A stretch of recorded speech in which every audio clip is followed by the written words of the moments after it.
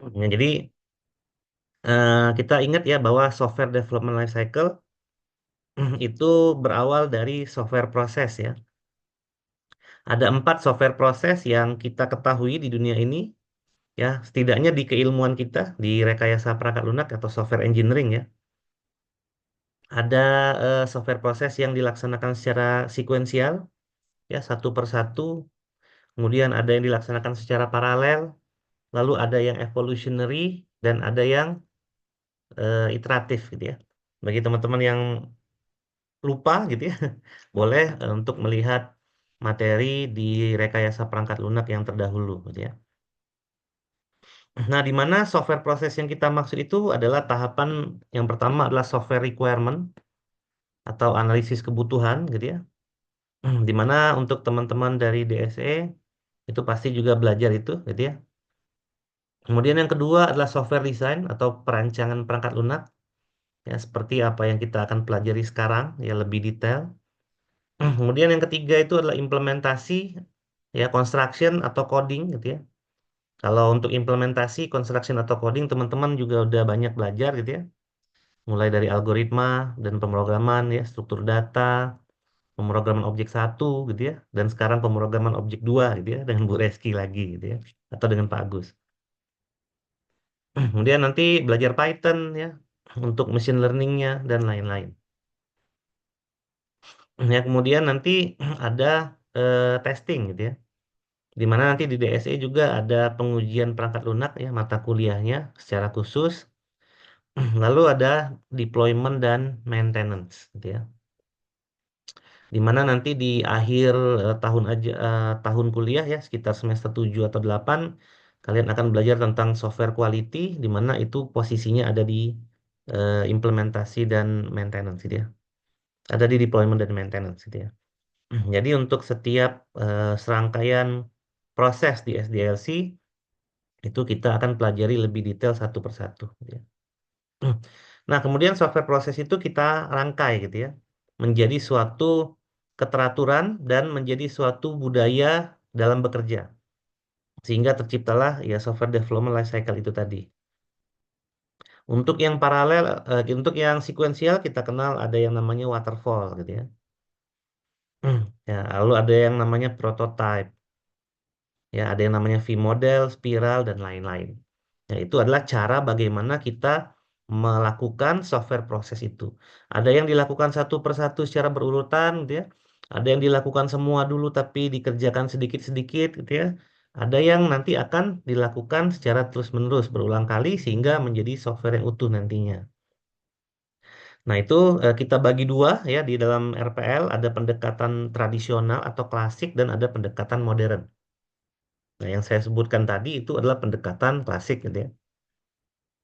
Untuk pendekatan modern ya, sebagai reminder itu ada yang namanya agile development ya. Nah, agile development ini menggabungkan evolutionary dan iteratif ya dalam menciptakan suatu proses dalam menciptakan perangkat lunak ya gitu ya. Salah satu yang kita pelajari di RPL itu adalah menggunakan Kanban, ada ya, ada extreme programming dan lain-lain gitu ya. Jadi kita mempelajari beberapa proses. Dan nanti kalau nggak salah implementasinya itu ada di mata kuliah project ya, project pembangunan perangkat lunak. Nah, jadi di sini itu adalah harapan kami ya dari para pengajar di mata kuliah ini khususnya ya teman-teman bisa memahami apa itu software design secara menyeluruh gitu ya. Lalu yang kedua, eh, setelah lulus mata kuliah ini ya diharapkan teman-teman bisa memahami apa sih masalah yang sering terjadi gitu ya dalam memodelkan perangkat lunak gitu ya. Jadi setiap kita mau membuat perangkat lunak, apapun itu perangkat lunaknya ya, mau itu perangkat lunak berbasis game atau AI gitu ya, atau perangkat lunak eh, platform web, desktop, mobile, atau kita mau bikin bahasa pemrograman gitu ya, bahasa pemrograman adalah perangkat lunak juga gitu ya. Atau kita mau bikin perangkat lunak yang bisa membuat desain perangkat lunak ya, seperti yang waktu itu kita pakai di praktikum PPL ya. Ada visual paradigma gitu ya dan lain-lain. Jadi software desain ini pasti akan selalu dibuat ya. Untuk perusahaan-perusahaan besar, software desain ini menjadi suatu hal yang wajib ya karena memang itu berada dalam serangkaian development life cycle. Ya, kemudian dengan lulusnya mata kuliah ini yang ketiga, diharapkan teman-teman bisa memahami dasar-dasar perancangan perangkat lunak untuk perangkat lunak yang terbatas gitu ya. Jadi kita bisa merancang beberapa perangkat lunak ya. Kita bisa lihat jenis-jenis rancangannya ya. Lalu kita bisa menggunakan notasi-notasi yang benar gitu ya.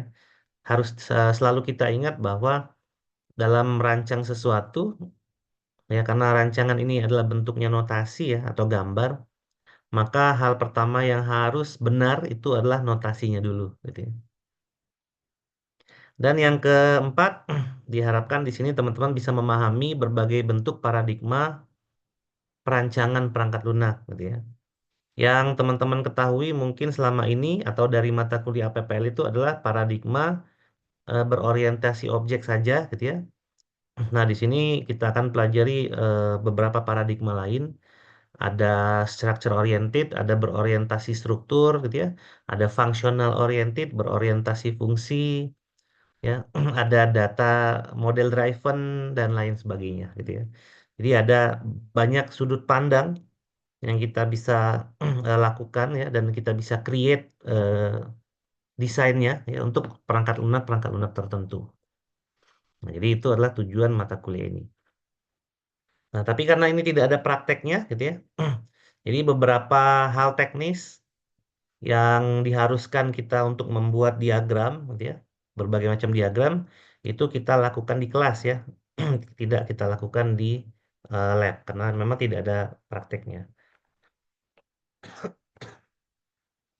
Oke, untuk aturan perkuliahan ya biasa aja gitu ya, sama seperti aturan perkuliahan pada umumnya. Jadi di sini kita bikin grup WhatsApp untuk koordinasi. Lalu nanti ketika ada kuliah secara offline itu keterlambatan kehadiran maksimal 15 menit ya. Untuk yang online ini menyesuaikan saja, tapi saya harap ya tetap standby di waktu yang tepat gitu ya ketika ada perkuliahan secara sinkronus seperti ini. Lalu kalau udah offline nanti ya berpakaian rapi, sopan ya, menggunakan sepatu. Kemudian toleransi ketidakhadiran adalah 3 dari 14 pertemuan ya. Jadi boleh tidak hadir 3 kali untuk sakit, izin, atau alpa. Dan kalau misalnya kalian tidak mau masuk gitu ya, itu tidak perlu izin juga nggak apa-apa gitu ya. Dilanjutkan saja gitu ya. Kecuali memang ada hal-hal yang diatur di buku pedoman akademik Unjani tahun 2023. Kalian bisa download itu di situs BAA ya, di baa.unjani.ac.id kalian bisa baca. Salah satunya adalah misalnya ada keluarga inti yang meninggal gitu ya. Nah, itu boleh izin ya dan lapor ke saya gitu ya. Atau teman-teman menderita penyakit di mana diharuskan menginap di rumah sakit ya rawat inap dalam waktu yang cukup lama, itu boleh izin ya kabari saya. Lalu apabila ada kegiatan internal atau eksternal yang membawa nama Unjani gitu ya. Nah, itu juga boleh gitu ya. Artinya misalnya kalian udah 3 kali nih tidak hadir ya. Tiba-tiba besok Unjani nyuruh ikut lomba. Nah, itu berarti masih boleh ikut kuliah ini sampai akhir gitu ya. Tapi kalau udah lebih dari 4 kali tidak masuk, itu dari sistemnya sendiri itu otomatis nilainya akan jadi E. Nah, selama kita kuliah online ya, kita absennya via ini dulu ya, via apa? Via e-learning gitu ya. Jadi jangan lupa teman-teman untuk selalu absen di apa portal student, ya portal student ya. Kalau saya portal lecture ya. Itu untuk nanti direkap dari absensinya. Kalau nanti sudah di kelas, nanti sambil juga direkap dari absen manual gitu ya. Lalu titip absen itu aturan Unjani ya. Kemudian pertemuan masih bisa dilakukan secara online dengan pemberitahuan sebelumnya. Jadi kalau nanti ada pertemuan online, itu ada pemberitahuan, ya saya kasih tahu misalnya. dengan kondisi apapun ya, dengan kondisi apapun.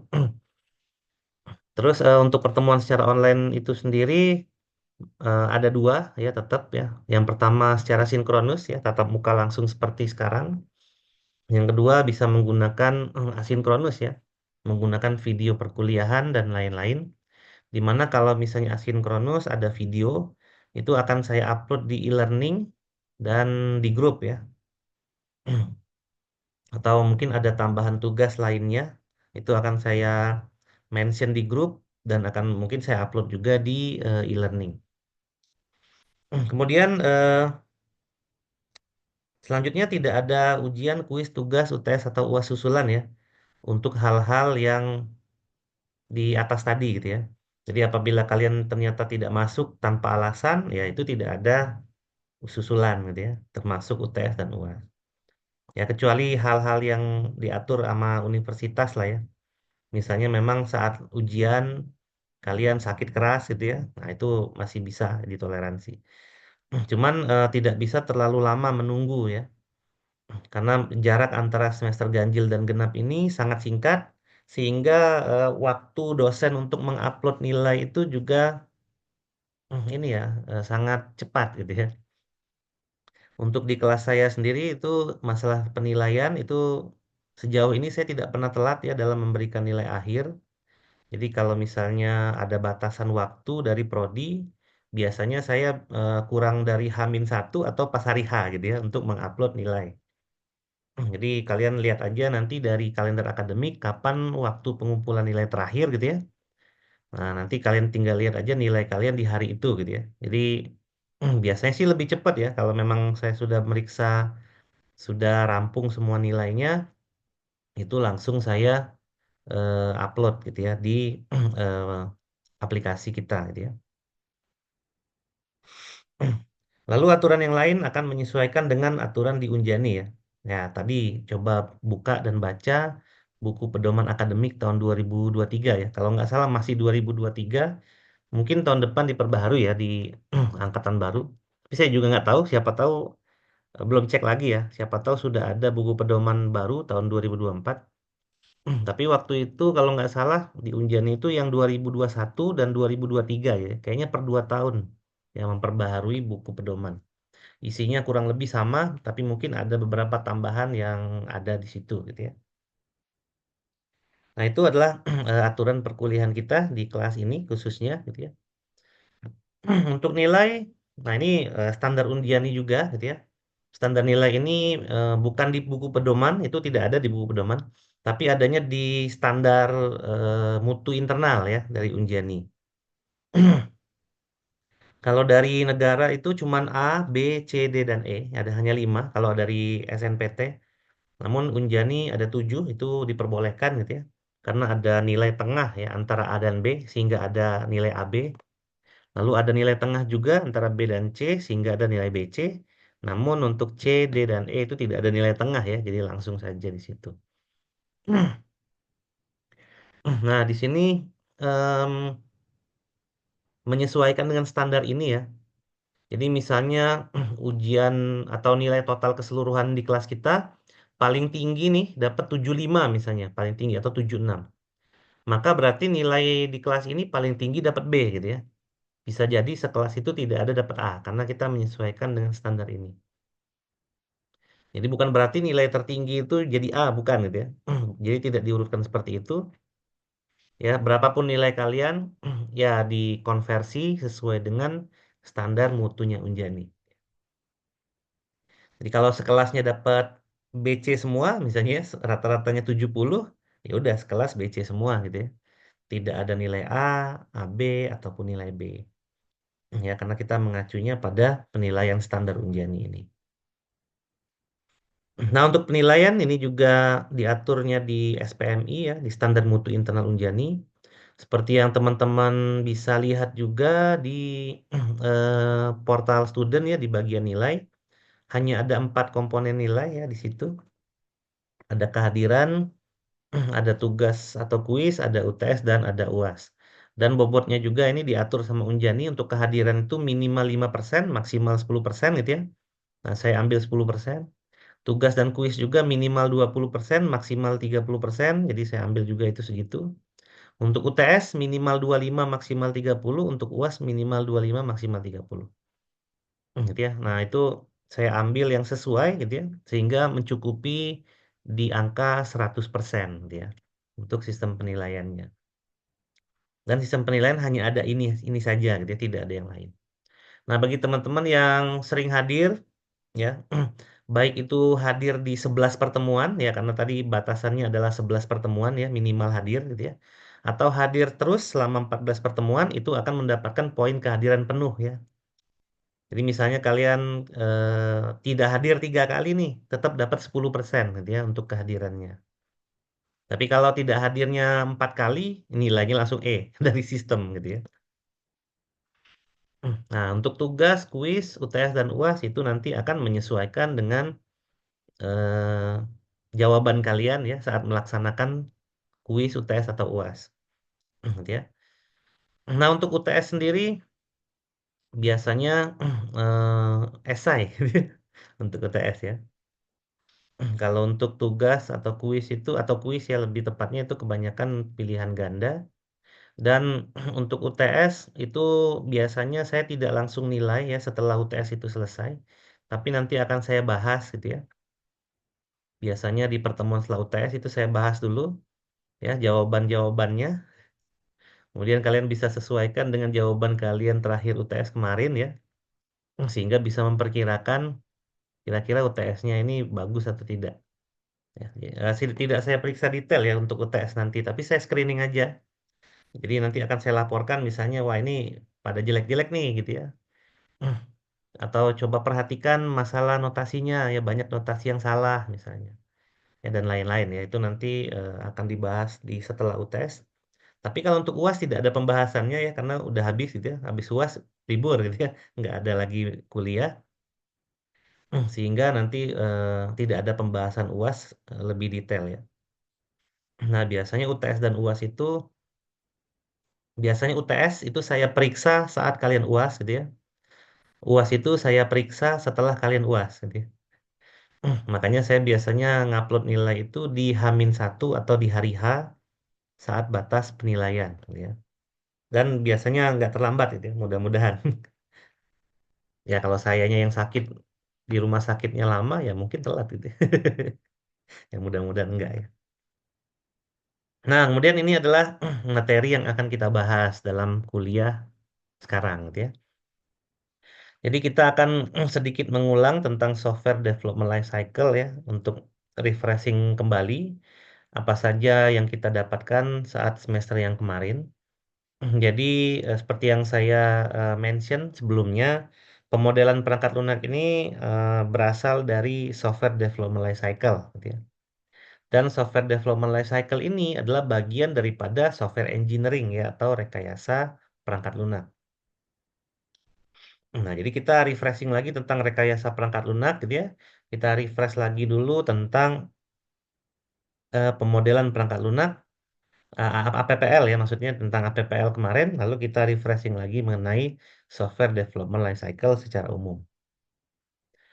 Ya, kemudian materi selanjutnya adalah definisi, filosofi, prinsip, dan lain-lain terkait dengan pemodelan perangkat lunak. Di sini tentunya kita menggunakan beberapa referensi juga ya untuk menyusun materi di kuliah ini. Lalu yang berikutnya ada materi terkait dengan desain arsitektur perangkat lunak. Nah, desain arsitektur sendiri ini biasanya kita persiapkan sebelum kita mengeksekusi perangkat lunak yang mau dibuat, gitu ya. Kita rancang dulu desain arsitekturnya, seperti apa hardware yang dibutuhkan, ya, seperti apa software yang dibutuhkan, lalu nanti komunikasinya gimana, platformnya apa, dan lain-lain itu kita rancang dulu arsitekturnya. Kemudian dari rancangan arsitektur itu, maka kita akan masukkan masing-masing komponennya ke dalam arsitektur itu, gitu ya. Komponen yang lebih detail. Lalu ada konsep desain perangkat lunak, itu kita akan reminder lagi juga sedikit ya dari desain perangkat lunak yang kita pernah pelajari di APPL. Lalu di sini ada strategi perancangan perangkat lunak. Nah, merancang perangkat lunak itu ada berbagai macam strateginya. Saya udah mention tadi ada beberapa orientasi dalam mendesain perangkat lunak. Yang mungkin kalian sudah pelajari itu adalah yang berorientasi objek ya, menggunakan Unified Modeling Language atau UML. Di mana dalam UML itu ada beberapa diagram yang waktu itu kita pelajari, ada use case ya, ada class diagram, ada sequential diagram, ada state diagram dan lain-lain. Nah, itu hanyalah salah satu daripada strategi perancangan perangkat lunak gitu ya. Banyak strategi yang lain ya, ada berorientasi fungsi ya atau functional oriented, ada berorientasi prosedural, procedural oriented, ada data driven model ya dan lain sebagainya. Jadi ada banyak banget strategi perancangan perangkat lunak dan itu akan tergantung dari perangkat lunak seperti apa yang akan kita bangun. Ya, ketergantungan itu dimulai dari yang pertama kita mau lihat apakah nanti perangkat lunak ini akan sering dimodifikasi atau tidak gitu ya. Lalu apakah perangkat lunak ini skalanya besar gitu ya. Karena kalau perangkat lunak skalanya kecil, ya mungkin kita menggunakan strategi yang lebih simpel ya. Salah satunya adalah yang berorientasi fungsi tadi. Ya, terus yang mengerjakan perangkat lunak ini berapa orang nih gitu ya. Kalau banyak kita akan menggunakan strategi seperti apa gitu ya. Kalau sedikit kita akan menggunakan strategi seperti apa. Kemudian ada jenis perangkat lunaknya. Kalau kita membuat bahasa pemrograman, maka strateginya seperti apa, gitu ya. Kalau kita membuat aplikasi, misalnya aplikasi cuti pegawai gitu ya. Nah, aplikasi cuti pegawai berbasis web misalnya, nah itu harus seperti apa. Kalau kita bikin aplikasi untuk email, misalnya seperti Gmail dan lain-lain, itu harus seperti apa. Kalau kita membuat aplikasi berbasis cloud ya, misalnya Google Drive ya, terus ada spreadsheet ya, Google Spreadsheet, Google Doc dan lain-lain, itu mendesainnya seperti apa gitu ya. Nah, itu ada berbagai macam strategi lah di situ. Kemudian dari habis itu kalau nggak salah kita UTS gitu ya, kalau nggak salah atau sebelum itu kita UTS. Lalu dilanjutkan dengan yang namanya design pattern. Ya kalau saya tidak salah kalian di semester ini mengambil kuliah implementasi perangkat lunak juga gitu ya. Nah, di mata kuliah desain pattern pemodelan perangkat lunak ini kita akan membahas lebih detail tentang desain patternnya. Sedangkan nanti di mata kuliah implementasi perangkat lunak kalian akan mengimplementasikan desain pattern itu, gitu ya. Jadi nanti ada implementasinya menggunakan berbagai macam bahasa pemrograman di situ, gitu ya. Desain pattern ini lumayan banyak, gitu ya. Secara umum nanti akan dibagi tiga. Jadi ada tiga pertemuan khusus untuk desain pattern, di mana masing-masing dari desain pattern ini ada sekitar 5 sampai dengan 11 desain ya yang bisa kita lakukan. Dan khusus untuk desain pattern ini kita kembali ke paradigma berorientasi objek lagi gitu ya. Jadi nanti kita akan menggambarkan beberapa pattern ya. Salah satunya adalah creational pattern, ada behavior pattern, lalu ada satu lagi combinatorial pattern gitu ya. Jadi ada tiga. Lalu nanti juga akan dijelaskan sedikit mengenai salah satu pattern yang sering dipakai yaitu model view dan controller gitu ya. Jadi ada MVC. MVC itu adalah pattern atau pola ya, pola desain. Dan akan lebih ke pola desain secara fisik gitu ya. Karena dia pendekatannya adalah berorientasi objek dan kita tahu bahwa desain fisik dari berorientasi objek itu adalah kelas diagram ya salah satunya, maka pada desain pattern itu kita akan mendesain menggunakan kelas diagram. Kemudian ada solid principle design ya. Solid principle design ini banyak digunakan di aplikasi-aplikasi skala besar dengan segala kemudahannya gitu ya. Dan nanti akan kita belajar secara detail. Dan itu juga akan termasuk beberapa prinsip-prinsip desain yang berlaku pada pendekatan berorientasi objek. Gitu ya. Jadi kenapa harus solid design? Ya nanti kita jelasin di perkuliahan di materi tersebut itu ya. Lalu ada beberapa arsitektur modern gitu ya. Jadi kita pelajari lebih detail ya. Jadi kalau di atas ada desain arsitektur perangkat lunak kita bahas secara umum. Nah di akhir-akhir kita akan membahas ada dua arsitektur modern yang banyak dilakukan saat ini. Yang pertama adalah service oriented, yang kedua adalah microservice arsitektur. Jadi kalau misalnya kita tahu aplikasi seperti Google Scholar, kayak Google Doc gitu ya, Google Spreadsheet, ada Google Drive dan lain-lain. Nah, aplikasi ini tidak akan bisa ada kalau arsitekturnya tidak berorientasikan service gitu ya. Nah, lalu ada beberapa aplikasi seperti Tokopedia gitu ya, marketplace yang mana fungsinya banyak banget gitu ya. Lalu ada Blibli, ada Traveloka dan lain-lain. Nah, aplikasi seperti ini tidak akan pernah bisa kita buat kalau arsitekturnya bukan microservice gitu ya. Nah, gitu kira-kira gitu ya. Jadi kita akan mempelajari lebih detail dari service oriented arsitektur dan microservice arsitektur. Tapi tidak akan detail banget gitu ya, karena memang bukunya aja tebal gitu ya. Kalau kita mau membahas detail banget, mungkin butuh beberapa pertemuan ya, sedangkan kita hanya 2 SKS dan hanya 14 pertemuan ya, sehingga materinya harus kita ringkas, yang disampaikan mungkin hal-hal yang penting saja dan yang dasar saja gitu ya. Untuk tingkatan yang lebih advance atau bahkan sampai ke level implementasi dari service, misalnya kayak SOA itu seperti apa dan microservice itu seperti apa, itu nanti akan ada di mata kuliah yang lain gitu ya. Atau mungkin di tugas akhir atau di kerja praktek ya, nanti kalian bisa mendapatkan kesempatan untuk mengimplementasikan seperti apa itu service oriented arsitektur atau microservice arsitektur gitu ya. Ya, setidaknya kita di sini minimal teorinya tahu, kegunaannya kita tahu ya. Terus seperti apa rancangan arsitekturnya kita tahu. Nah, untuk implementasinya itu bisa dilaksanakan di tugas akhir ya atau di kerja praktek. Karena memang itu rumit gitu ya. Lumayan rumit. Harus dicicil ngerjainnya. Nggak akan mungkin bisa kita bikin aplikasi berbasiskan service hanya waktunya 3 jam gitu. Itu nggak mungkin ya. Apalagi yang microservice ya, kita butuh waktu untuk mengerjakan aplikasi yang dibangun di atas arsitektur microservice. Atau mungkin kalian dapat kesempatan mengimplementasikan itu saat kalian bekerja nanti ya, begitu udah lulus. Nah, itu nanti setidaknya apa paham dulu ya arsitekturnya seperti apa, sehingga nanti saat implementasi tinggal menyesuaikan saja ya. Biasanya kalau kita udah paham teori, kita paham implementasi, nah, itu nanti jalan sendiri gitu ya. Nanti kalau ada project-project lain yang menggunakan arsitektur tersebut, nanti kalian bisa jalan sendiri atau bahkan bisa menjadi lead atau pemimpin dari project tersebut. Gitu ya. Nah, ini referensinya memang cukup banyak ya. Jadi karena ada bagian dari RPL-nya, ya di bukunya RPL juga ada menjelaskan desain. Lalu juga di buku Object Oriented Analysis and Design juga ada ya. Sebagian kita masukin di sini. Kemudian untuk desain pattern kita masukin juga ini dari Gang of Four. Ini desain pattern, element of reusable object oriented software. Terus ada solid principle tadi dari white papernya Uncle Bob ya. Jadi ini nama-nama yang terkenal ya di kalangan kita gitu ya. Kalau desain pattern ini ada Gang of Four itu ada 4 orang, cuman namanya saya lupa. Tapi sebutannya Gang of Four, jadi ada 4 orang penulisnya. Kemudian di sini ada Robert C. Martin, Uncle Bob.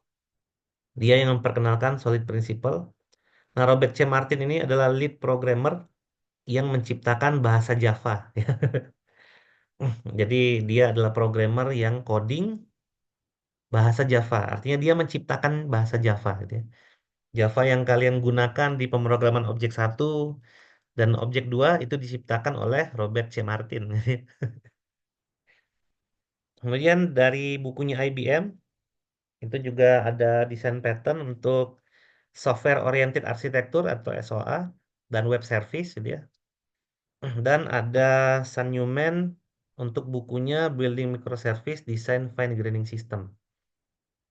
Nah, ini lumayan ya, bukunya ada sekitar 400-an lembar gitu ya. Nggak akan kita bahas semua, tapi kita rangkum aja dari buku itu isinya seperti apa gitu ya. Buku ini ya akan saya share biasa ya. Nanti akan saya share seperti biasa. Cuman nggak tahu dibaca apa enggak. Yang penting share dulu gitu ya. Ya mudah-mudahan dibaca gitu ya. Baik, seperti itu ya pengantar kontrak mata kuliah kita mengenai aturan kuliah, nilai, materi, ya referensi dan lain-lain. Sebelum kita masuk di pengantar kuliah di pertemuan pertama ini, apakah ada pertanyaan dulu? Hmm, Apakah ada pertanyaan?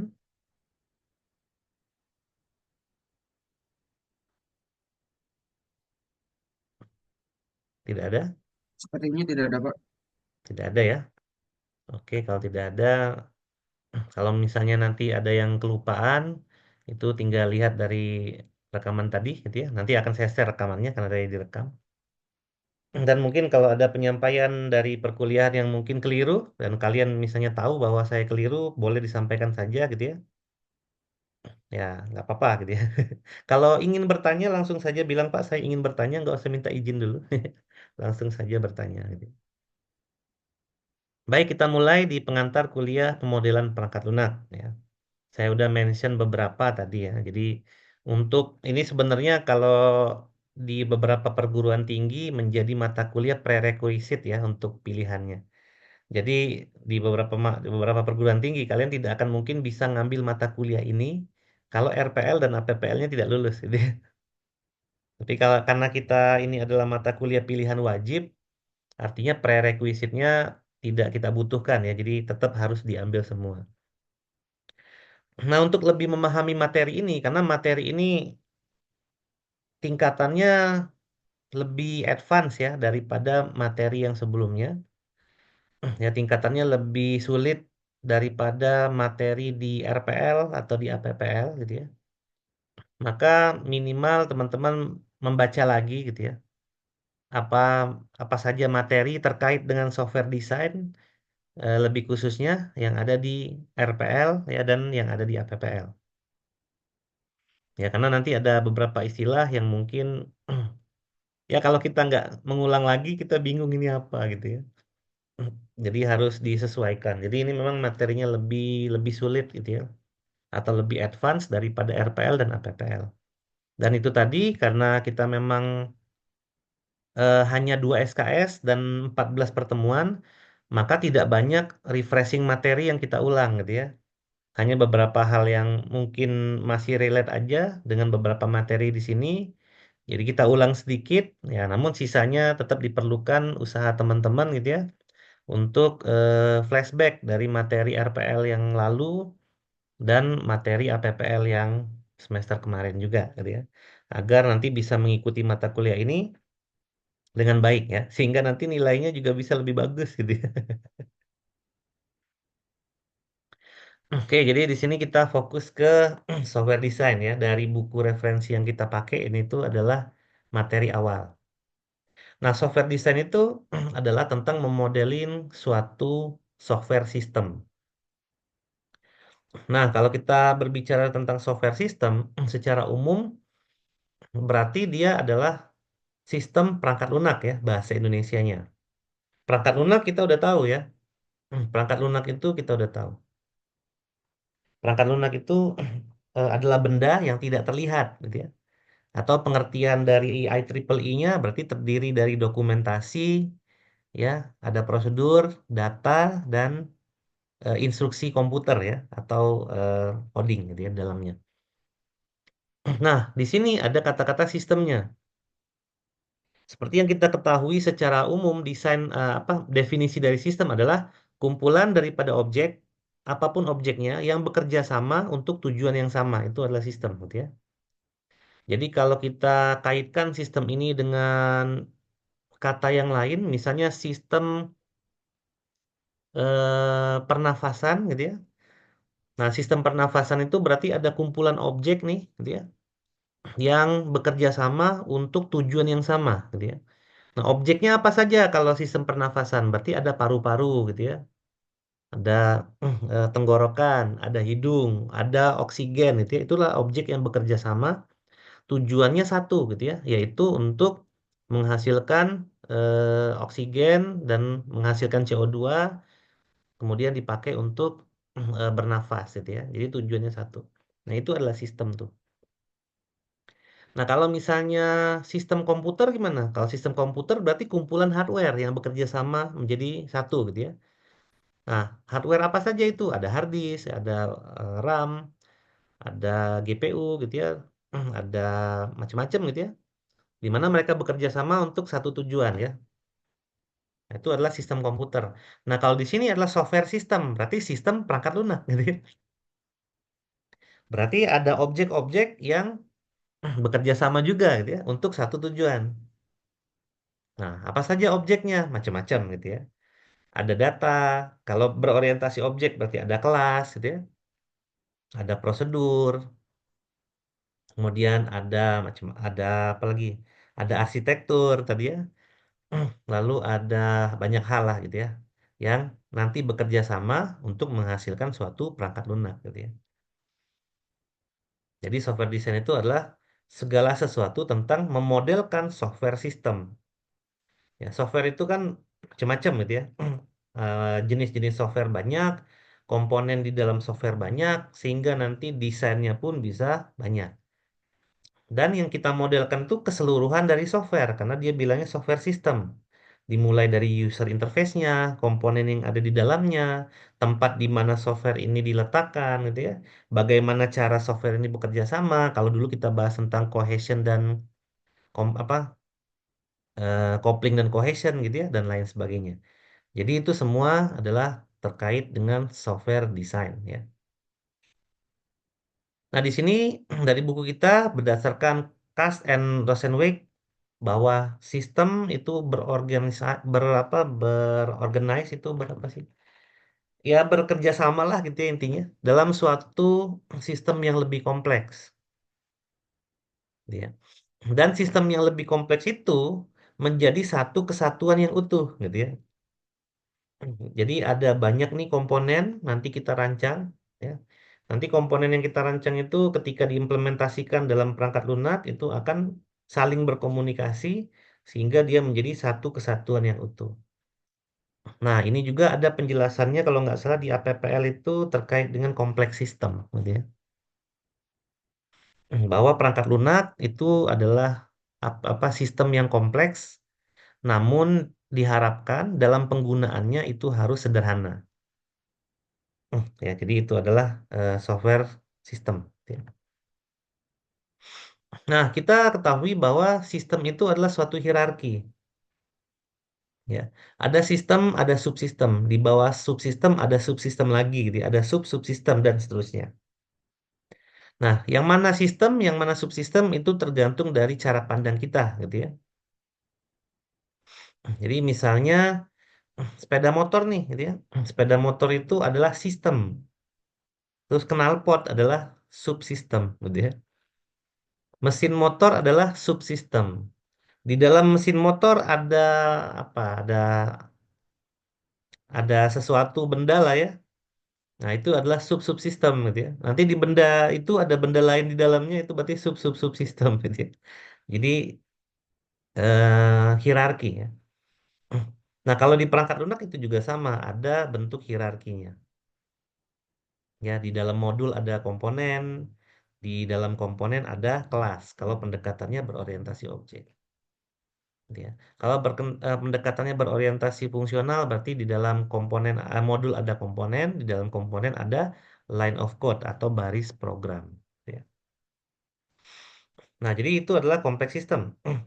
Nah, di dalam beberapa literasi kita menyebutnya adalah systems of system. Jadi sistem yang berasal dari sistem lagi. Gitu ya. Jadi urutannya seperti itu ya, hierarki dari atas sampai ke bawah, begitu seterusnya sampai selesai. Nah, lalu setiap sistem itu memiliki state atau kondisi atau status, gitu ya. State ini macam-macam, ada yang synchronize sifatnya, lalu ada yang asynchronous. Ya, contohnya kalau kalian main Mobile Legend, gitu ya, itu adalah state yang synchronize. Mobile Legend itu kan 10 lawan 10, gitu ya. Nah, di situ ada state, gitu ya. Masing-masing hero punya state, environment pun punya state. Ya. Dan sifatnya sinkronis, artinya apa yang terjadi di satu orang terjadi juga di 9 orang yang lain gitu ya, secara sinkronis bersamaan. Ya, jadi misalnya lane musuh towernya tinggal 3 gitu ya. Jadi di satu orang tinggal 3, di semua orang juga tinggal 3 gitu ya. Nah, itu adalah yang sinkronus. Kalau yang asinkronus itu setiap orang yang mengakses sistem itu memiliki state yang berbeda-beda. Contohnya misalnya mobile banking, yaitu asinkronus. Ya, jumlah rekening kalian dengan yang lain bisa beda-beda gitu ya. Nah, itu asinkronus. Nah, di situ ada value yang biasanya kita jadikan positioning ya. Atau di dalam beberapa istilah kita sebut sebagai atribut. Nah, misalnya warna gitu ya, berat badan, saldo gitu ya, dan lain-lain, itu adalah state. Nah, kita bisa bayangkan kalau misalnya kayak aplikasi yang kita sering pakai lah yang perwalian ya. Nah, aplikasi perwalian itu state-nya asinkronus gitu ya, karena setiap orang memiliki state yang berbeda-beda. Ya, ada yang perwaliannya di semester 5 gitu ya. Ada yang perwaliannya di semester 1, ada yang semester 3. Jadi dia memiliki state yang berbeda-beda. Nah, nanti juga akan ada istilah stateful dan stateless gitu ya. Ada yang memang benar-benar aplikasi itu dia harus sinkron banget gitu ya. Ada yang benar-benar dia tidak perlu sinkron juga nggak apa-apa. Jadi ada yang stateful, ada juga yang stateless.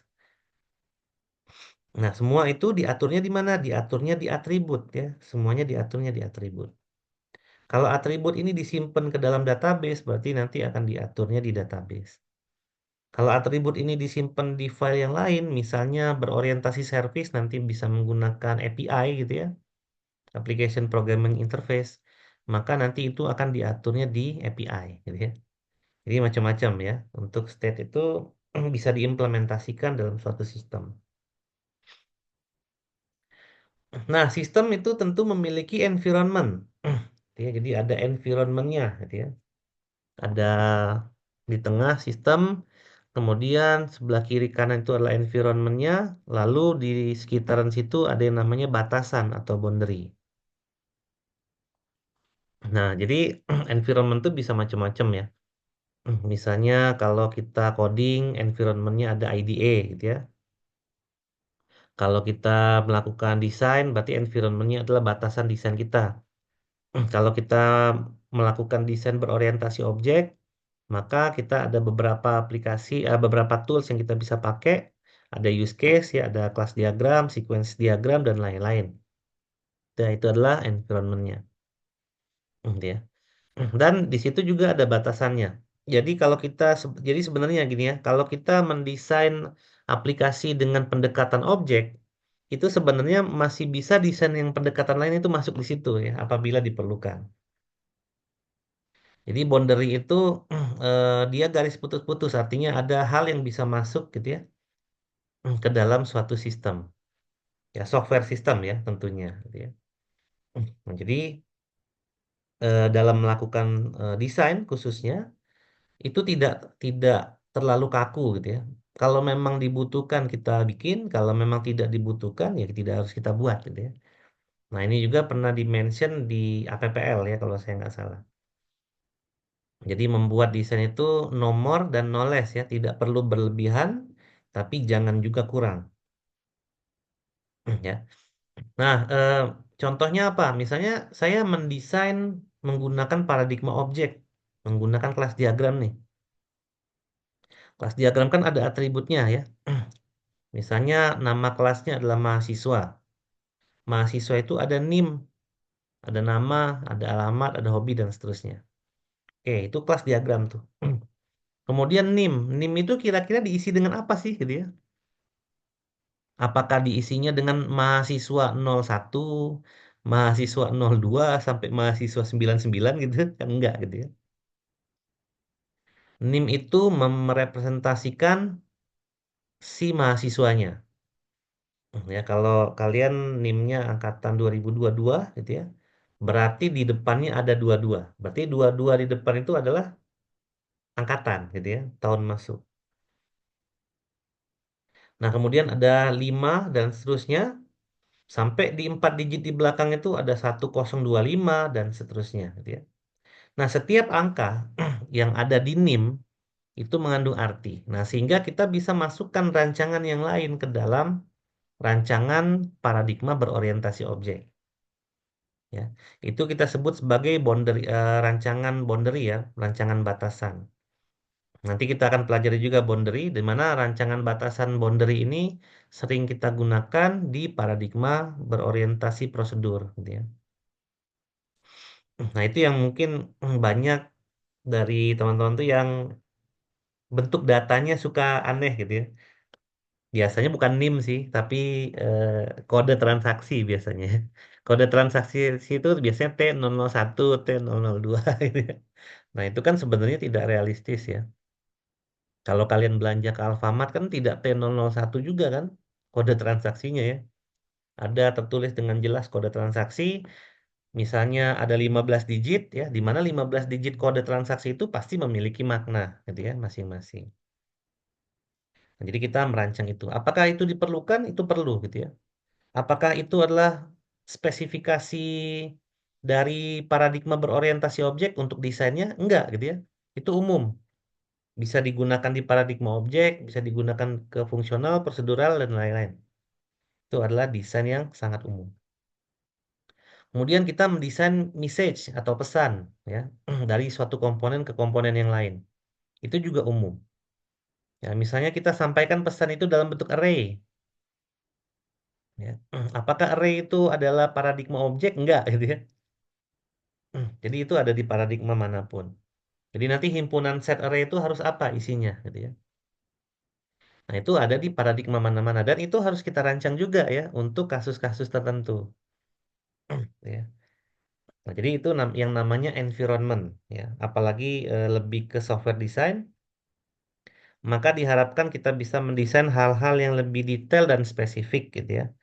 Sehingga nanti ketika desain udah selesai, desain ini bisa direalisasikan ke fase selanjutnya yaitu coding gitu ya. Nah, namun pemilihan daripada boundary ini ya subjektif ya, tergantung kebutuhan. Tidak wajib, tidak ada yang wajib sih gitu ya. Tapi itu sesuai dengan kebutuhan. Ya, beberapa praktis kalian bisa udah sering kerjain sih sebenarnya gitu ya. Contoh misalnya di mata kuliah pemrograman objek satu ada praktikum kan dengan Bu Reski. Disuruh bikin aplikasi misalnya. Apakah kalian desain dulu aplikasinya? Enggak kan?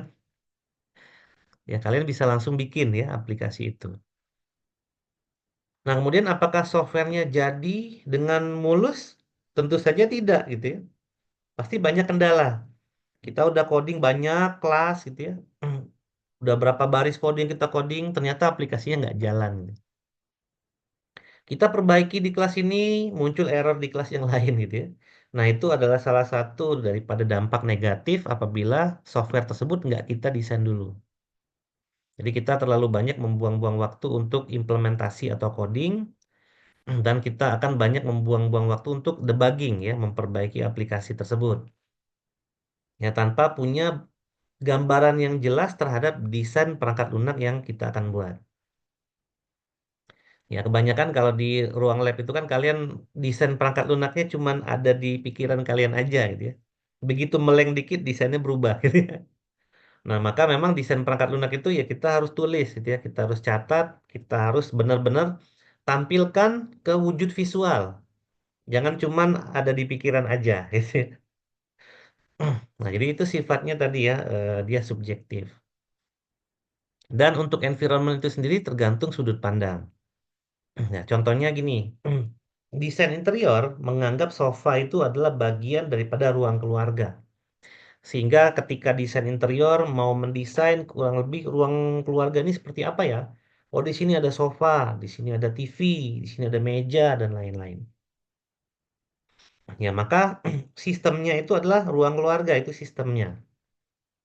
Ya, lalu environment lainnya, subsistemnya adalah sofa, TV, dan lain-lain.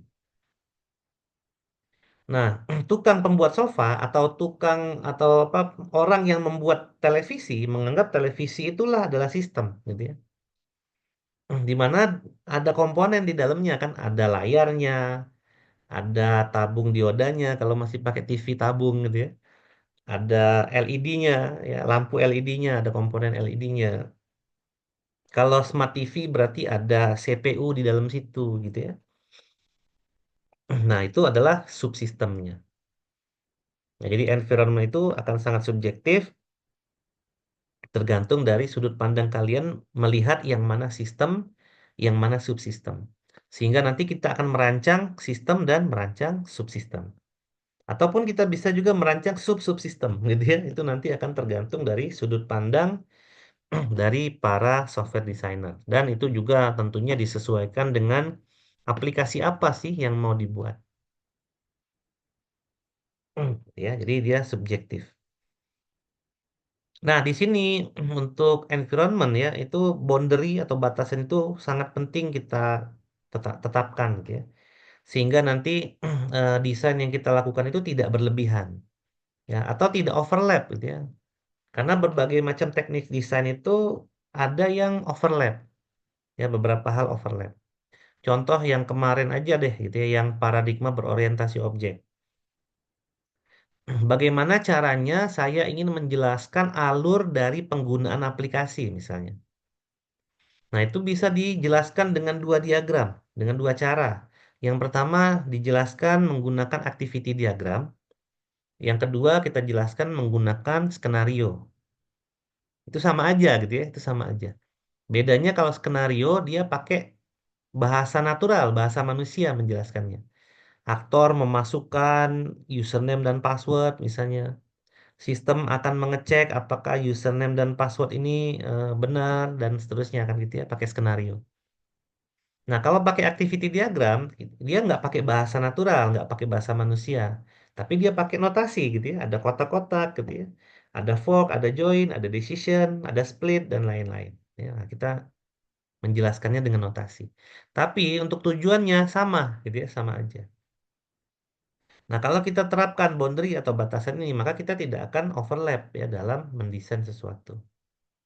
Jadi hanya perlu satu desain saja yang kita buat untuk tujuan yang memang cuma satu, gitu ya. Nah, ini adalah gambaran umum ya dari suatu sistem.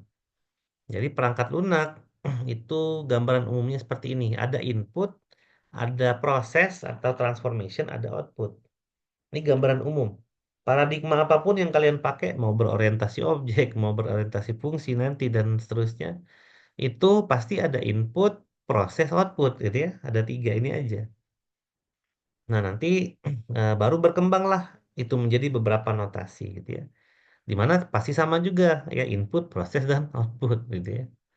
Nah, ini adalah general view ya atau sudut pandang umum dari suatu sistem.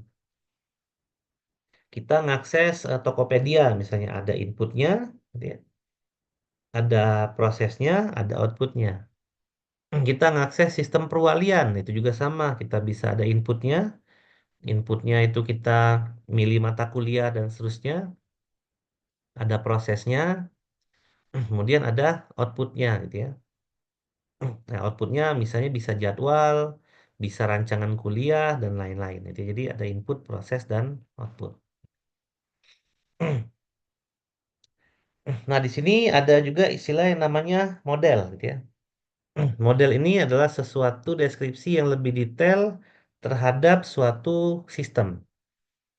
Dan memang digunakan dengan hati-hati ya kalau model. Jadi kalau kita kemarin belajar di APPL, bahwa perancangan perangkat lunak itu adalah start awal perangkat lunak itu bisa kita nilai. Jadi bagus atau tidaknya perangkat lunak yang nanti akan dibangun itu kita bisa lihat dari modelnya terlebih dahulu. Jadi kalau modelnya jelek, kemungkinan besar perangkat lunaknya jelek gitu ya. Bukan cuma jelek sih jadinya bisa bisa saja sulit dibuat gitu ya. Bisa saja tidak memenuhi kebutuhan dan lain sebagainya. Ya. Di beberapa literatur yang nanti kita akan share juga, ya kalau kalian baca gitu ya bukunya, itu di situ jelas ditulis bahwa model ya atau desain perangkat lunak itu menjadi awal daripada kualitas perangkat lunak tersebut. Jadi di sini sebagian besar orang yakin ya yang bekerja di bidang ini bahwa perangkat lunak yang dihasilkan tanpa dirancang itu pasti nggak bagus, gitu ya. Ya nanti kalau misalnya kalian udah bekerja, misalnya kalian kerja di industri game misalnya, tidak ada desain karakter ya, nggak mungkin bagus lah gamenya gitu ya. Itu pasti harus dirancang dulu. Terus tiba-tiba kalian bikin game, Lalu ada tidak merancang story dulu, tiba-tiba jadi gamenya. Nah, itu pasti jelek gamenya. Ya, kalian bikin AI, tidak ada modelnya, ya jelek pasti gitu ya. Kan udah belajar AI ya. Udah belajar belum? Belum ya. Nah, itu pasti jelek ya AI-nya. Jadi ada model gitu ya, yang dimana itu menjadi suatu acuan terhadap sistem yang lebih kompleks nantinya. Nah, di poin yang ketiga dinyatakan bahwa model adalah yang sangat important ya atau yang sangat penting, important engineering tool adalah alat yang sangat penting bagi proses engineering, khususnya di masalah software engineering tentunya gitu ya. Tapi ini berlaku umum ya kalau kita ingat di mata kuliah APPL itu bedanya apa sih software engineering dengan civil engineering dengan teknik sipil misalnya? Itu kan secara umum sama aja. Ya dimulai dari rancangan, ya desain, kemudian dikonstruk, construction, dibangun, kemudian dipakai gitu ya atau digunakan. Secara umum sama aja. Orang mau bikin jembatan, berarti jembatannya pasti dirancang dulu gitu ya. Kemudian dibuat jembatannya, lalu kemudian diuji dan digunakan.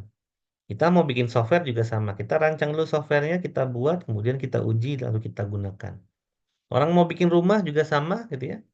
Pasti dirancang dulu rumahnya, kemudian dibuat, lalu diuji dan digunakan gitu ya.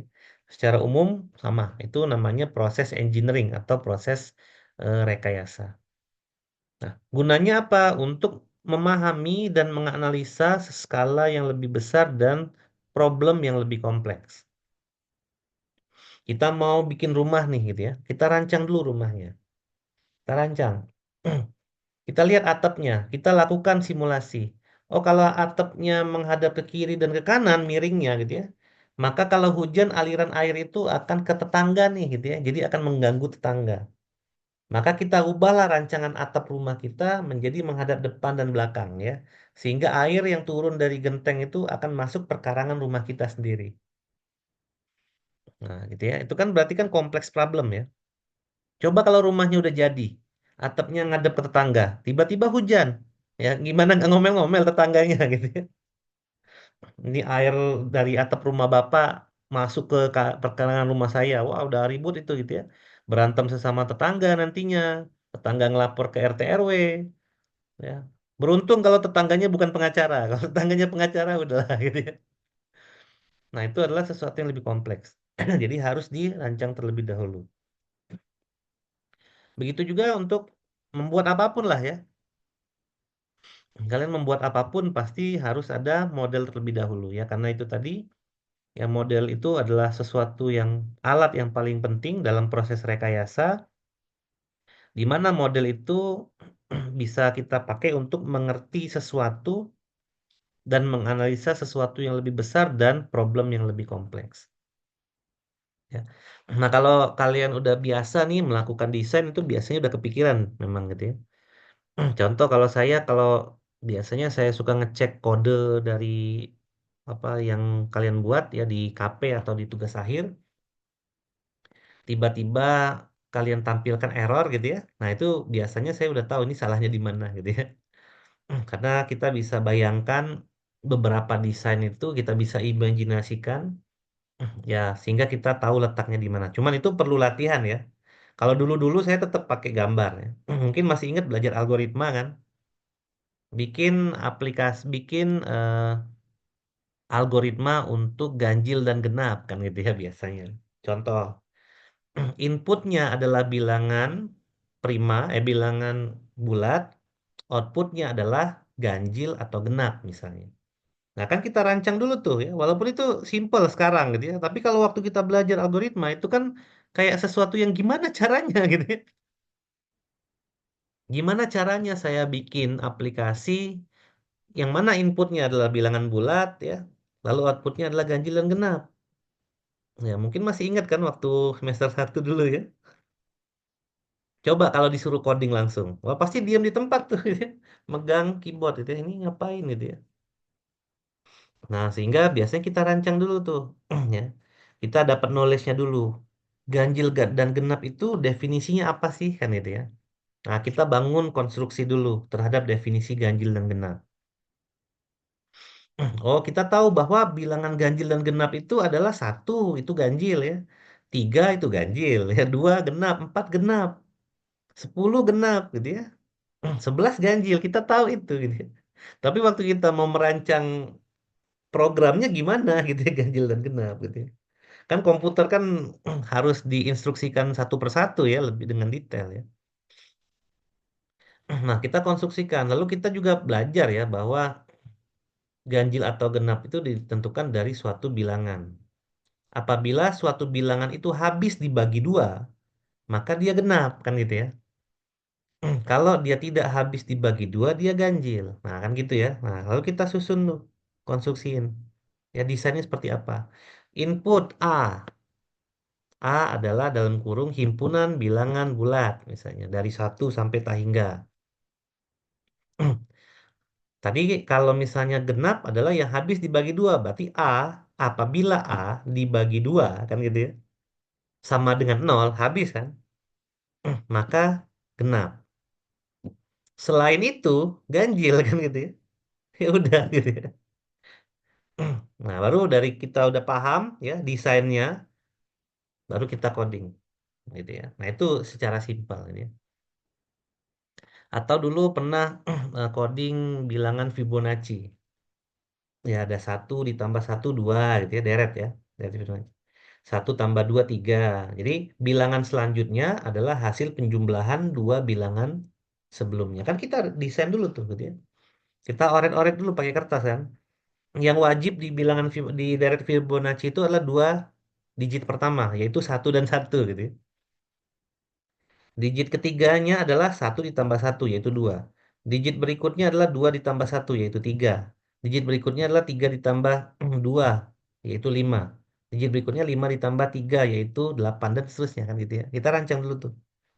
Ya, kita tulis dulu. Ya, lalu kita berarti inputnya adalah deret, panjang deret ya. Kalau deretnya 10 berarti ada 10 Fibonacci. Di mana kondisi awal adalah deret satu dan deret 2 sudah ada. Berarti deret selanjutnya atau deret ke n adalah deret ke n min satu ditambah deret ke n min 2 kan gitu ya. Nah, kita rancang dulu tuh. Nah, kalau kita udah paham, baru kita buat aplikasinya. Kan gitu ya. Nah, jadi dimodelkan dulu. Gitu ya. Kalian bisa bayangkan sendiri waktu belajar algoritma. Bagaimana sulitnya menyelesaikan masalah simpel ya, di mana masalah itu tidak kita rancang dulu. Ya, dan algoritma itu adalah bentuk model ya. Algoritma itu model. Kita merancang kode ya, merancang kode. Algoritma itu adalah salah satu notasi pemodelan. Yang dulu kita sebut sebagai pseudocode gitu ya. Nah, itu adalah notasi pemodelan.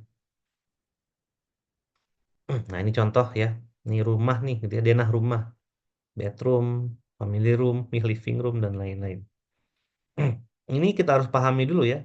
Kayak gini misalnya simbol yang kayak gini nih, ini simbol apa nih? Nah, ini kan kita paham ini simbol pintu gitu ya. Kalau kayak gini berarti daun pintunya ada dua, kalau kayak gini adalah daun pintunya cuma satu gitu ya. Tapi kalau kita tidak tahu ini adalah simbol pintu, nah kita juga bingung ini apa nih kayak mulut bebek nih. Gitu ya.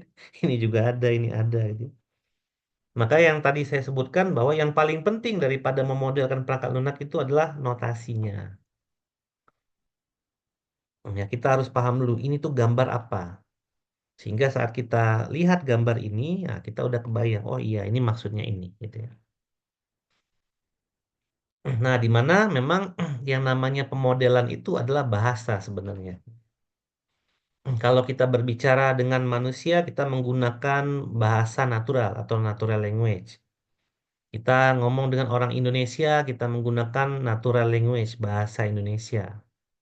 Kita ngomong dengan orang Sunda, kita ngomong pakai bahasa Sunda. Itu adalah bahasa. Nah, tujuannya bahasa itu apa? Untuk saling memahami, gitu ya. Nah, memodelkan itu juga menggunakan bahasa. Tujuannya apa? Biar yang membaca paham. Siapa yang akan membaca desain kita? Programmer, gitu ya. Bayangin kalau notasinya kita bikin sembarangan, programmer bingung, ya. Ini maksud gambar ini apa, gitu katanya. Kalau dia tidak ngerti maksud gambar ini apa, ya gimana dia mau coding, gitu ya? Dia nggak akan tahu. Ya, kalau notasi yang kita buat keliru, dia nggak akan tahu. Ya, implementasi ini harus seperti apa. Nah, maka bahasa itu adalah dibuat menggunakan apa model itu dibuat menggunakan suatu bahasa yang disesuaikan dalam bentuk ekspresi ataupun analisa dari properti dari bidang masing-masing, gitu ya. Jadi yang perlu ditekankan itu adalah language. Language atau bahasa dalam pemodelan itu direpresentasikan dengan notasi. Kita tahu bahwa kotak ini adalah proses. Maka kalau kita mendesain proses ya kotak, ya jangan diganti lingkaran atau segitiga gitu ya. Ya kotak karena kotak ini proses. Lingkaran beda lagi nanti maknanya gitu ya. Lalu segitiga beda lagi maknanya. Lalu ada garis nih, ada panah di ujungnya. Ini adalah flow, aliran gitu ya. Alirannya bisa apapun, aliran energi, material, informasi, message dan lain-lain. Nanti ada yang panahnya putus-putus nih garisnya, beda lagi maknanya kan gitu ya. Kemudian ada panah yang eh, di tengahnya kosong tuh gitu ya, itu beda lagi maknanya. Lalu mungkin ada flow yang nggak ada arah panah gitu ya, nah itu juga beda lagi pasti maknanya. Ya sehingga memang penggambaran apa bahasa ini dalam bentuk notasi itu diutamakan dalam memodelkan sesuatu. Ya, contoh aja kalau saya mau coding pakai bahasa Java. Kan nggak mungkin kita bikin pseudocode-nya bahasanya C gitu ya, atau bahasanya Python gitu kan beda banget gitu ya. Hmm. Dalam bahasa Java kan kita tahu system.out.print itu untuk output di konsol gitu ya. Sedangkan kita bikin algoritmanya adalah cetak misalnya, ya itu kan beda banget gitu. Jadi agak bingung juga gitu ya. Di bahasa Java kita mau bikin kelas, berarti kan ada kelasnya ya. Tapi kalau kita cuman bikin algoritma biasa yang nggak ada kelasnya, nanti implementasinya juga bingung gitu ya. Sehingga biasanya pseudocode itu adalah bahasa yang kita rancang, di mana bahasa itu menyerupai bahasa pemrograman yang akan kita gunakan. Jadi kalau saya mau coding pakai PHP, maka pseudocode-nya juga akan menggunakan PHP. Tidak harus sama persis, karena pseudocode itu tidak akan dikompil gitu ya. Yang dikompil itu nanti yang sudah jadi kode beneran. Nah, itu adalah termasuk rancangan dari sisi coding ya, atau dari sisi kode. Itu adanya di mana? Adanya di pemodelan ya, bukan di coding. Coding itu hanya tinggal kode aja. Ya, pemodelan itu adanya di sini. Nah, lalu dalam memodelkan sesuatu kita lihat tingkat abstraknya. Abstrak itu adalah suatu proses yang menghilangkan detail daripada model. Ya, jadi detailnya sedikit dihilangkan, itu namanya abstrak. Dan membuat model itu lebih abstrak lagi, gitu ya. Itu adalah abstrak namanya. Misalnya kita mau lihat mobil. Mobil itu kita pandang secara keseluruhan. Mobil itu terdiri dari apa sih? Oh, terdiri dari bodi, terus terdiri dari roda, gitu ya. Ada knalpot, ada lampu. Oke, jadi cuman ada bodi, mesin, knalpot, roda, lampu, hanya 5 komponennya yang kita lihat ya, mobil. Nah, kita gambarkan itu secara abstrak. Ya. Kita udah tahu gambaran mobil seperti apa. Nah, begitu kita ingin membuat ban mobil, maka kita dekatkan sudut pandang kita. Oh, berarti kita sudutnya sekarang ban aja nih yang kita lihat. Nah, ban itu ternyata komponennya banyak gitu ya, nggak cuma satu gitu ya. Maka ban nanti akan terdiri dari beberapa hierarki gitu ya. Ada karet bannya, ada peleknya, ada bautnya, dan seterusnya. Jadi akan lebih detail jadinya. Nah, jadi abstraksi itu kita bisa menghilangkan detail. Ya, contohnya misalnya kita mau bikin aplikasi perwalian kuliah. Oh, perwalian itu kan berarti nanti mahasiswa akan mengontrak mata kuliah. Nah, itu kan abstrak tuh gitu ya. Tapi kalau kita lebih detailkan lagi, seperti apa sih mengontrak itu? Nah, baru nanti abstraknya akan lebih dekat lagi dan akan makin detail gitu ya. Nah, abstrak ini penting ya kita rancang agar semua orang tuh secara umum paham dulu kita mau bikin apa gitu ya. Kita mau bikin sistem untuk absensi pegawai nih gitu ya. Di mana sistem absensi pegawainya kita akan memanfaatkan biometrik. lalu menggunakan GPS misalnya. Jadi kalau mau absen, kita aktifkan di handphone, kemudian ada posisi GPS, lalu absennya menggunakan fingerprint misalnya, atau menggunakan face recognition pakai muka misalnya. Oke, itu abstrak dulu gitu ya, itu abstrak dulu. Nah, nanti abstrak itu satu-satu kita kerjain. Untuk face recognition-nya gimana gitu ya. Nah, kita lihat face recognition-nya aja. Untuk yang GPS-nya gimana? Kita lihat dari di GPS-nya aja gitu ya. Nah, abstraksi ini perlu untuk tadi ya, untuk em, berkomunikasi karena memang sejatinya dalam membuat aplikasi itu ya kita tidak sendirian. Dan jangan lupa juga sistem itu adalah sesuatu yang kompleks tadi ya. Jadi komponen yang ada di dalam sistem itu bisa banyak banget ya, sehingga untuk menciptakan sesuatu yang banyak itu ya mulai dari hierarki yang paling atas gitu ya. Sedikit-sedikit dulu. Nah, kemudian ini adalah kenapa kita harus memodelkan ya apa yang kita modelkan dan bagaimana caranya gitu ya. Dia bentuknya segitiga gitu ya. Alasan kita memodelkan. Yang pertama untuk melakukan eksperimen. Karena dalam pemodelan tuh eksperimennya lebih murah. Ya, tadi saya contohkan membangun atap rumah. Ya, kalau atap rumahnya miring ke kiri dan ke kanan karena tetangganya, maka tinggal ubah desainnya aja. Ya, kebayang kalau atap rumahnya udah jadi ya, kita rubah atap rumahnya kan gitu ya. Itu costnya lebih gede. Kemudian untuk mengklarifikasikan sesuatu, untuk memperjelas ya, dari apa yang mau kita buat. Lalu untuk dapat lebih mengerti apa yang kita buat, dapat dilakukan analisa dan dapat dilakukan evaluasi. Ini adalah alasan kita memodelkan. Nah, dari sini apa yang kita modelkan? Ada banyak gitu ya. Ada strukturnya, transformasinya, input dan outputnya, state-nya, dan lain-lain. Bagaimana cara kita memodelkan? Kita bisa memodelkan itu dengan cara tekstual, pakai narasi tadi gitu ya. Atau dengan bentuk grafik, pakai notasi. Atau memodelkan dalam bentuk matematik. Ya. Ini model AI gitu ya, model Artificial Intelligence, model formal, model yang saya bicarakan tadi, bilangan Fibonacci gitu ya, ganjil genap, itu semuanya menggunakan model matematik ya. Nah, jadi bagaimana memodelkan struktur? Bisa dengan tekstual bisa, dengan grafik bisa, dengan matematik bisa. Bagaimana memodelkan input dan output dengan teks bisa, dengan grafik bisa, dengan matematika bisa. Tadi kan saya contohkan inputnya adalah himpunan bilangan bulat. Nah, gitu ya. Itu kan bahasa matematik ya. Ya, kalau bahasa matematiknya kan X di mana dalam kurung kurawal X adalah bilangan bulat kan gitu ya. Kalau belajar matematika diskrit ya atau belajar kalkulus itu pasti seperti itu. Nah, jadi modeling itu ini adalah alasannya, ini adalah apa yang dimodelkan, dan apa yang dimodelkan ini ada bagaimana cara memodelkannya. Biasanya memang cuma tiga cara sih, dengan tekstual, dengan grafik, dan dengan matematika. Untuk yang dimodelkan juga adalah struktur. Struktur ini nanti definisinya bisa macam-macam. Transformation, input, output, dan state. Dan ini adalah beberapa alasan kenapa kita harus memodelkan. Ya. Dan ini berlakunya umum ya, tidak hanya memodelkan perangkat lunak, memodelkan gedung, memodelkan apa jembatan ya ini sama aja. Ya. Tapi kita di mata kuliah ini lebih ditekankan terhadap pemodelan perangkat lunak ya. Jadi kita punya alasannya, kita punya eh, apa saja yang dimodelkan, dan kita punya cara bagaimana cara memodelkannya. Oke, seperti itu ya. Jadi harus diingat-ingat lagi mata kuliah yang lama.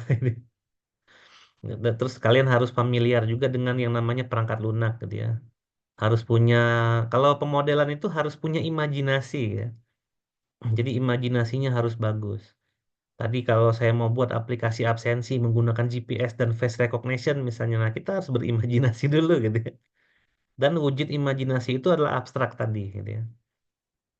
Kalian menyampaikan ke saya mau bikin apa, itu adalah abstrak sebenarnya.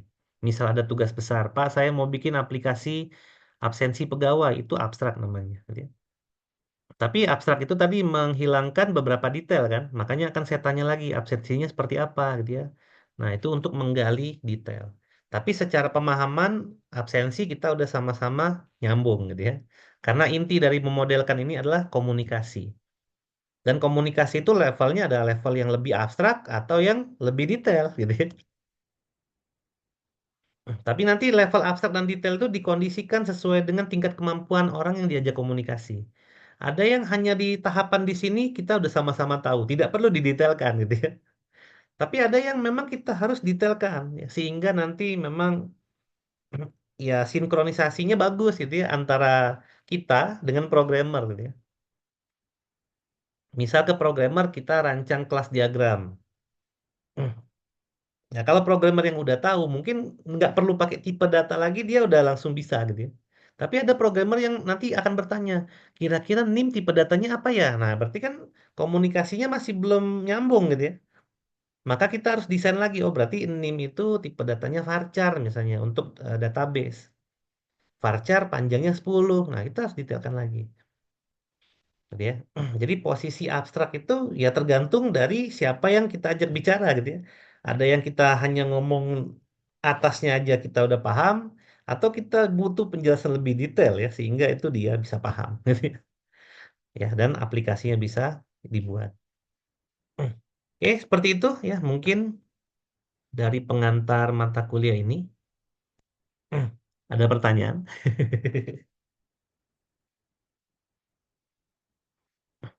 Jadi yang lebih susah di desain itu apa? Bagaimana caranya kita mendesain software gitu ya, dan orang yang membacanya paham, itu ya tantangannya. Makanya kalau misalnya APPL kemarin kalian dapatnya kecil semua, itu berarti yang membacanya nggak paham, gitu ya. Yang paham isinya itu cuma kalian sendiri, gitu ya. Nah itu yang dilarang dalam desain perangkat lunak, ya. Jadi misal kalian waktu UTS dan UAS kan yang meriksanya saya, gitu ya, dan dosen yang lain. Nah, kalian paham dengan desain kalian, tapi begitu penyajiannya ke saya atau ke dosen yang lain, ya, kami nggak paham. Karena notasinya nggak sama, nggak sepemahaman kita untuk notasi. Ada yang bikin use case pakai kotak gitu ya.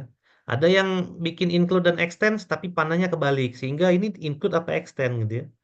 Ada yang use case itu bikinnya daftar karyawan. Kan use case kan bukan menunjukkan daftar, bukan menunjukkan objek, tapi menunjukkan kegiatan. Makanya pembuatan use case itu kan harus kata kerja misalnya gitu.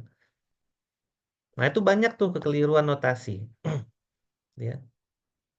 Artinya di sini bahasa yang kita pakai nggak sama.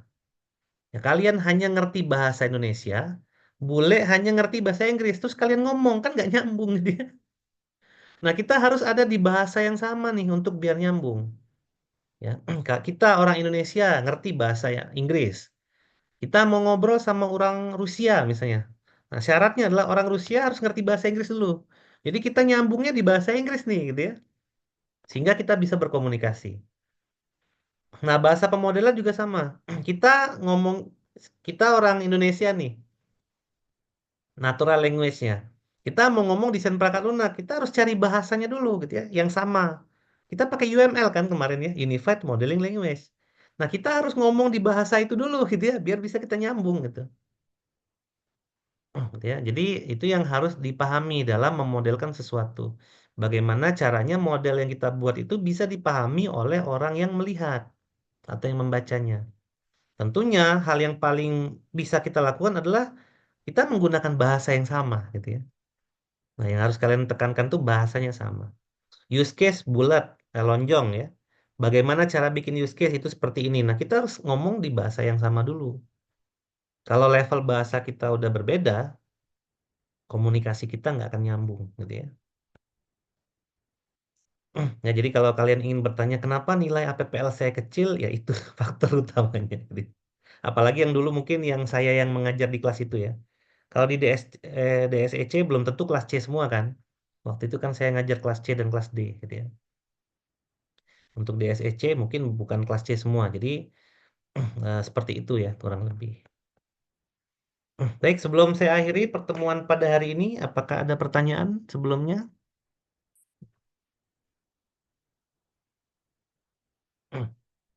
Mungkin Mbak Nindita ada pertanyaan? Belum ada? Belum. Ya. Oke, kalau tidak ada pertanyaan, mungkin kita akhiri dulu ya perkuliahan pada hari ini. Kalau nanti recordingnya udah beres, saya upload di YouTube, nanti akan saya share di grup ya. Nanti kalian bisa lihat lagi untuk beberapa pernyataan yang mungkin kurang jelas, bisa kalian ulang lagi. Atau mungkin ada beberapa penyampaian yang keliru, kalian bisa koreksi gitu ya.